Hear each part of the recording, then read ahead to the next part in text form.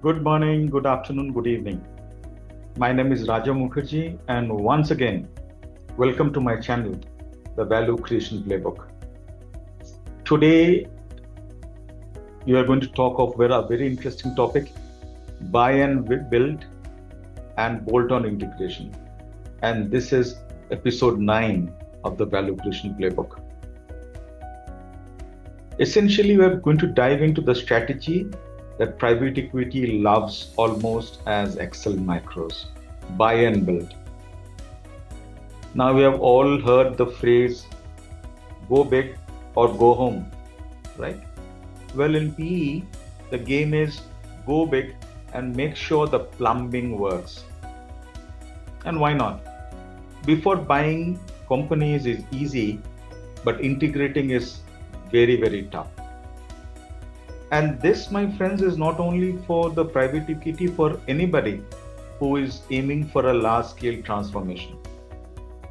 Let's start with the why. You are not buying companies for the fun of logo shopping.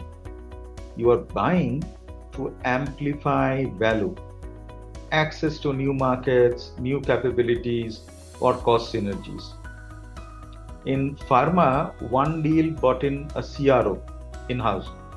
Suddenly, time to market improved, R&D costs went on a diet. In manufacturing, a CNC bolt on reduced supplier drama and put quality back in control. In retail fintechs, we tacked AI to stop leaks in a revenue bucket.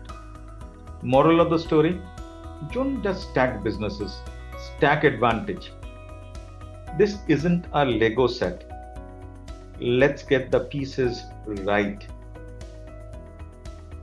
Always remember that before you open the champagne bottle, let's do the due diligence dance. Ask the question: does the target strengthen your core ops? Will the people actually talk to each other post deal? That's a big worry, believe it or not. Will IT throw a fit or quietly get onboarded? A pharma firm once picked the smaller of the two targets, less sexy, more synergistic. Within 9 months, 8 million in synergies. Can you believe that number? The bigger firm would have been like mixing oil with water. With legal bills to match, that would definitely not make your CFO happy. Lesson: sometimes the best marriage isn't the flashiest one, it's the one that understands your backend system. Always remember that. Let's talk of integration playbooks.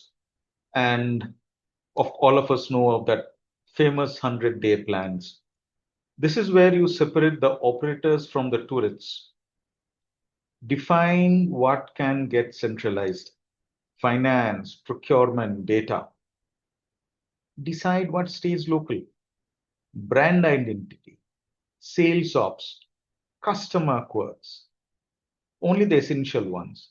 One manufacturer I worked with kept the plant managers in charge while rolling out central IT and procurement.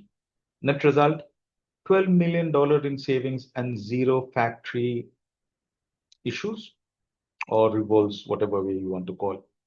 That's a win. Think of it like a marriage. Share bank accounts, but maybe you keep your own Spotify playlists. And this is a juicy part where the spreadsheet magic becomes real money. Essentially, pull three levers: consolidate back office stuff, pull procurement, and also take care of any people related issues. And last but not the least, flatten your tech stack, unless, of course, you want to have 14 CRMs. A fintech portfolio company unified its CRM post acquisition. Customer satisfaction up 12 points, costs down 15. That's a transformation that your CEO, CFO will smile at. Rare but beautiful. In pharma, merging regulatory tools cut compliance time by 50.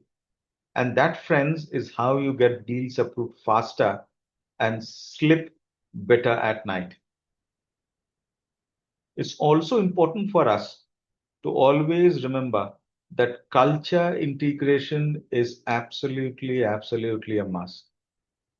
Often in the because we are so fond of spreadsheets and the Excel numbers, green and black and red and whatever they are, we forgot about cultures.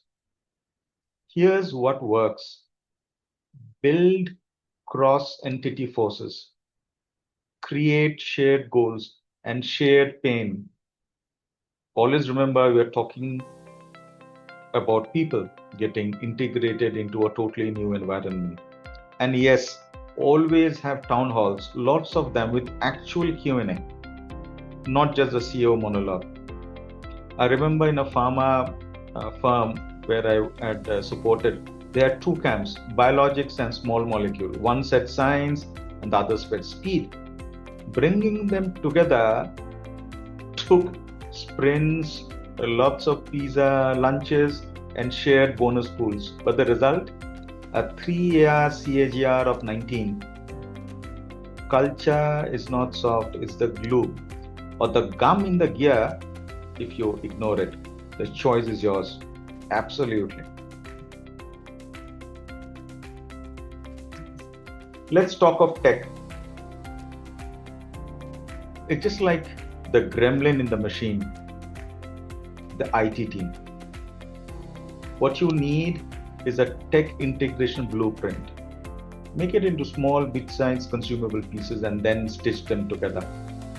Phased data migration.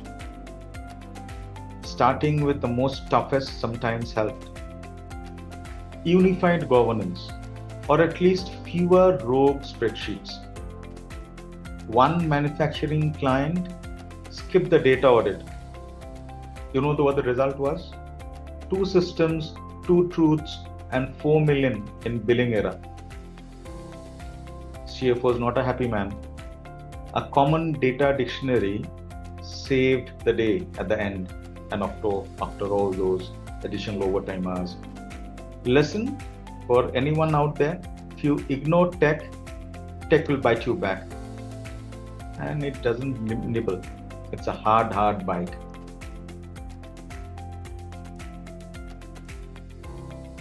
Now you have done the deal, you have drawn the synergy map, but always remember the people.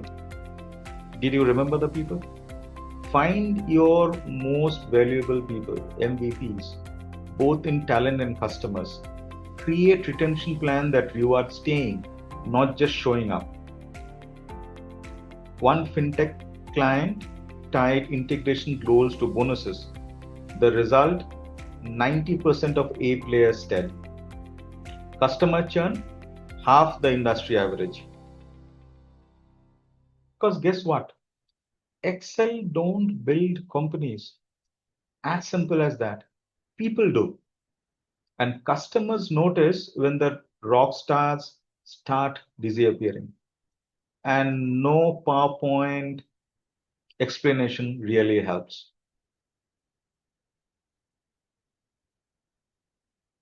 Always remember, at the end of the day, the governance has to be very strong. It has to tie between where you are and where you want to be. It's as essential as the glue, whether you are doing it in pharma, manufacturing, or fintech. Closing thoughts: buy and build isn't just a growth play, it's a performance accelerator. And to recap, always start with a strategy. Design integration like a Formula One pit stop. Fast, precise, and team-based.